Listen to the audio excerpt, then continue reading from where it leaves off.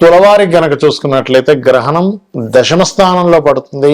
దశమ స్థాన గ్రహణం ఎటువంటి మంచి ఫలితాలు ఇస్తుంది, మరి ఇది ఏ దేశాల్లో పడుతుంది, గ్రహణ ప్రభావం వల్ల మీరు తీసుకోవాల్సిన జాగ్రత్తలు ఏమిటి అనేటువంటి అంశాలు చెప్తుంది. నేనైనప్పటికీ చెప్పిస్తుంది సాక్షాత్ లలితా అమ్మవారిగా భావిస్తూ ఆ లలితాంబిక అమ్మవారి యొక్క అనుగ్రహం మీకు పరిపూర్ణంగా కలగాలని మనస్ఫూర్తిగా కోరుకుంటూ, దశమస్థాన గ్రహణం చాలా మంచిది. ఎలాంటి వాటికి మంచిది? ఉద్యోగాలు మారాలి, ఎప్పటి నుంచో మారాలి ఉన్న దాంట్లో సరిపోవట్లేదు, ఇక్కడ 15-20 వేలు ఇస్తున్నా సరిపోవట్లేదు అనుకునేటువంటి వారికి కొంచెం పైకి లేస్తుంది. ఆ శాలరీ అని కదా, ₹1,00,000 శాలరీ అనుకోవచ్చు, 10 లక్షల శాలరీ అవ్వచ్చు, చెప్తున్నాను నేను మీకు.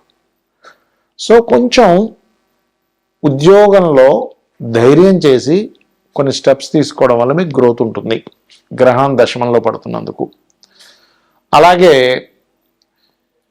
దశమ స్థానము అత్తగారి స్థానంగా చెప్తుంటారు. అత్త మేనత్త వరుస వాళ్ళ, అత్తగారు వరుస వాళ్ళ ఆరోగ్యం విషయంలో మాత్రం కొద్దిగా జాగ్రత్త తీసుకోవాలి, గుర్తుపెట్టుకోండి. అదేవిధంగా ఇక్కడ నీటిల్లో అంటే చూడండి, నేవీలో జాబ్ చేస్తూ ఉంటారు, లేకపోతే సముద్ర గర్భంలో వెళ్ళి రిపేర్ చేసే వాళ్ళు ఉంటాయి కొన్ని. అటువంటి వారు మాత్రం కొద్దిగా జాగ్రత్తగా ఉండండి. ఉద్యోగంలో మార్పు అనేటువంటిది ఇస్తుంది, మార్పును యాక్సెప్ట్ చేయండి. మార్పును యాక్సెప్ట్ చేస్తేనే గ్రోత్ ఉంటుంది కూడా మీకు ఈ గ్రహణం వలన. ఇచ్చేయండి. అయితే మీరు గ్రహణం మనకు లేదు కదండి అంటే ఇండియాలో ఉండే వాళ్ళకి నిజంగానే లేదు, అందులో ఎటువంటి సందేహం లేదు. ఎందుకంటే గ్రహణం యొక్క యోగము, గ్రహణం అనేటువంటిది ఒక గొప్ప యోగంగా భావించమని చెప్పింది శాస్త్రం. కాబట్టి గ్రహణ సమయంలో మీరు దుర్గాదేవిని, కాళికా అమ్మవారిని లేదా చండీ చేసుకున్న, ఓం చండికాదేవి అయి నమః అని చెప్పి నామస్మరణ చేసిన ఖచ్చితంగా 100% గ్రహణ ప్రభావం ఏదైతే ఉందో పాజిటివ్గా వస్తుంది, మీకు గుర్తుపెట్టుకోండి. అయితే ఈ యొక్క రాహు కూడా పంచమంలో ఉన్నాడు కాబట్టి ధూపము వేస్తూ కనుక మంత్రజపం కనుక చేయగలిగితే మీకు కొన్ని అపోహలు ఉంటాయి. ఇదేంటి వీళ్ళు ఇలా చేస్తున్నారు, అలా చేస్తున్నారు, వీళ్ళు మంచి చేస్తున్నారు, చెడు చేస్తున్నారు, అర్థం కాదు ఒక్కోసారి మనకి. ఎవరు మంచి చేస్తున్నారు, ఎవరు చెడు చేస్తున్నారు, ఎవరు మన వాళ్ళు, ఎవరు పగవాళ్ళు, ఎవరు ఫ్రెండ్స్, ఎవరు శత్రువులు అనేటువంటి ఒక క్లారిటీ అనేటువంటిది రావడం జరుగుతుంది. అయితే ఇది ఏ దేశాల్లో ఉంది గ్రహణము అని చెప్పి చూసుకున్నట్లయితే మనకి గ్రీన్లాండ్, అదేవిధంగా నార్త్ రష్యా, స్పెయిన్, ఐలాండ్, ఈ దేశాల్లో ఉంది. ఎందుకంటే ఎప్పుడైనా సరే మనకి సూర్యగ్రహణం ఉందా లేదా, చంద్రగ్రహణం ఉందా లేదా ఎలా చెప్తాము అంటే, ఇచ్చోండి మన ఇండియాలో రాత్రి సమయం అది, అంటే 11:17 నుంచి తెల్లవారుజాము 4:25 వరకు, అప్పుడు మనకు సూర్యుడే కనబడదు కదా, కాబట్టి సూర్యగ్రహణం మనకి లేదు. ఈ దేశాల్లో ఎవరైతే నివసిస్తున్నారో వాళ్ళకు ఉంది. ఇండియన్స్ అయినా అక్కడికి వెళ్ళి నివసిస్తున్నట్లయితే వాళ్ళకు ఉంటుంది. అయితే ఈ గ్రహణ ప్రభావం ఏ రాశులకి ఎక్కువగా ఉంటుంది అని చెప్పి చూసుకుంటే కర్కాటకం, ఎందుకంటే ఆశ్లేష నక్షత్రంలో గ్రహణం కదా పడుతుంది. ఆశ్లేష, జ్యేష్ఠ, రేవతి నక్షత్రం వారు జాగ్రత్తగా ఉండాలి. మరియు కర్కాటకము, వృశ్చికము, అదేవిధంగా మీనము. కర్కాటకానికి ముందు వెనక రాశులు అంటే మిథునము, సింహరాశి వారు కూడా కించిత్ జాగ్రత్త వహించాలి, గుర్తుపెట్టుకోండి.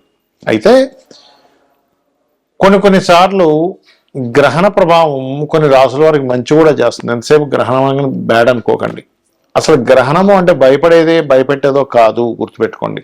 గ్రహణం అంటే ఒక యోగము, ఆత్మకారకుడు, మనస్కారకుడు, కాల మోక్షానికి కారకుడు రాహుకేతువులు. దాని యొక్క ఇది ఒకే దీంట్లోకి రావడం జరుగుతూ ఉంటుంది. దాని నార్త్ అండ్ సౌత్ సంబంధించినటువంటి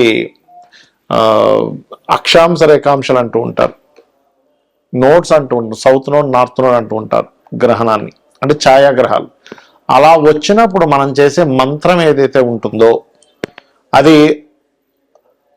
మనం నిత్యము చేసే రోజు కంటే కూడా ఆ రోజు 1000 రెట్లు ఫలితం ఎక్కువగా ఉంటుంది.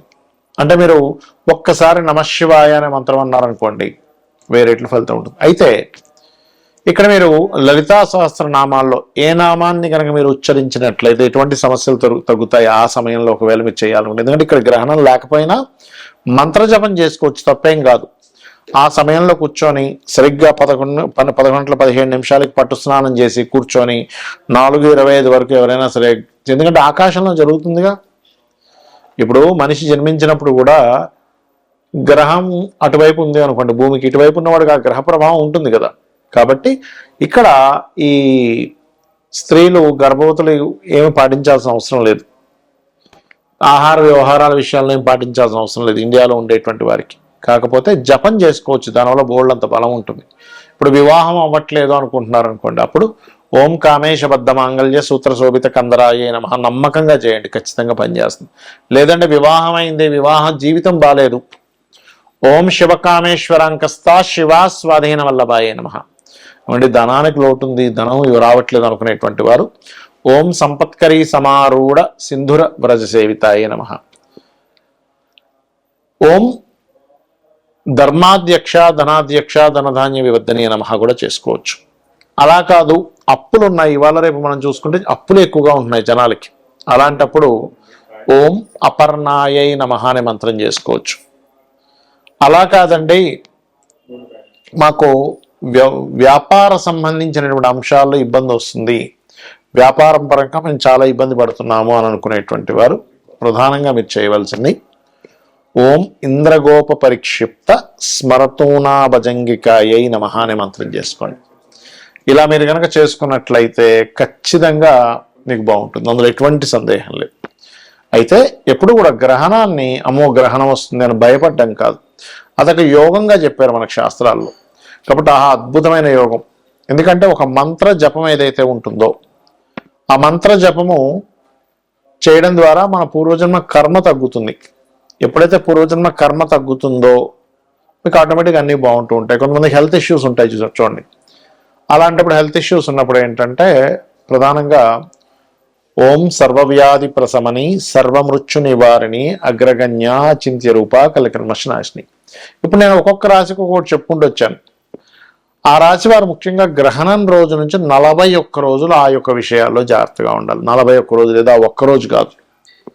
అదేవిధంగా దానాలు ఏమి ఇవ్వాలో చెప్పాను నేను మీకు.